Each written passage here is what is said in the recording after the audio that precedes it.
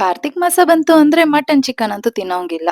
ಇದಕ್ಕೆ ರೀಪ್ಲೇಸ್ಮೆಂಟ್ ಆಗಿ ಮಶ್ರೂಮ್ ನ ಬಳಸಿ ತುಂಬಾನೇ ಈಸಿಯಾಗಿ ಅಡಿಗೆಗಳನ್ನ ಮಾಡ್ಕೋಬಹುದು. ಇಲ್ಲಿ ನಾನು ನಾಟಿ ಸ್ಟೈಲ್ ಮಶ್ರೂಮ್ ಬಿರಿಯಾನಿ ರೆಸಿಪಿ ತೋರಿಸ್ತಾ ಇದ್ದೀನಿ. ಫಸ್ಟ್ ಒಂದ್ ಬಾಂಡಿಗೆ ಸ್ವಲ್ಪ ಎಣ್ಣೆ ಹಾಕಿ ಪಲಾವ್ ಸ್ಪೈಸಸ್ ಎಲ್ಲಾನು ಹಾಕೊಂಡು ಒಂದ್ ಈರುಳ್ಳಿ, ಸ್ವಲ್ಪ ಬೆಳ್ಳುಳ್ಳಿ, ಶುಂಠಿ, ಖಾರಕ್ಕೆ ತಕ್ಕಾಗೆ ಒಣಮೆಣಸಿನಕಾಯಿ ಜೊತೆಗೆ ಸ್ವಲ್ಪ ಬ್ಯಾಡಗೆ ಮೆಣಸಿನಕಾಯಿ, ಅರ್ಧ ಟೊಮ್ಯಾಟೋನ ಸೇರಿಸಿ ಚೆನ್ನಾಗಿ ಫ್ರೈ ಮಾಡ್ಕೊಂಡು ಇದನ್ನೆಲ್ಲ ಮಿಕ್ಸಿ ಜಾರ್ಗೆ ಟ್ರಾನ್ಸ್ಫರ್ ಮಾಡಿ ಸ್ವಲ್ಪ ಕೊತ್ತಂಬರಿ ಹಾಗೂ ಪುದೀನಾನ ಹಾಕಿ ಸ್ವಲ್ಪ ನೀರನ್ನ ಸೇರಿಸಿ ಈ ರೀತಿ ಮಸಾಲೆ ರೆಡಿ ಮಾಡ್ಕೊಳ್ಳಿ.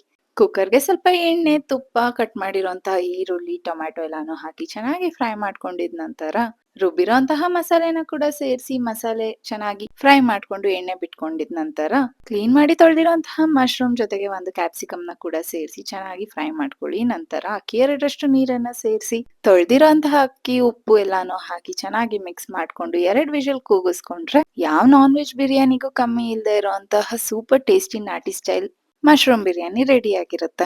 ಈ ವೆದರಲ್ಲಿ ನಾನ್ ವೆಜ್ ನ ಮಿಸ್ ಮಾಡ್ಕೊಳ್ತಿರೋರು ಈ ರೀತಿ ಒಂದ್ಸಲ ಮಶ್ರೂಮ್ ಬಿರಿಯಾನಿನ ಟ್ರೈ ಮಾಡಿ. ಖಂಡಿತವಾಗ್ಲೂ ಇಷ್ಟ ಆಗುತ್ತೆ.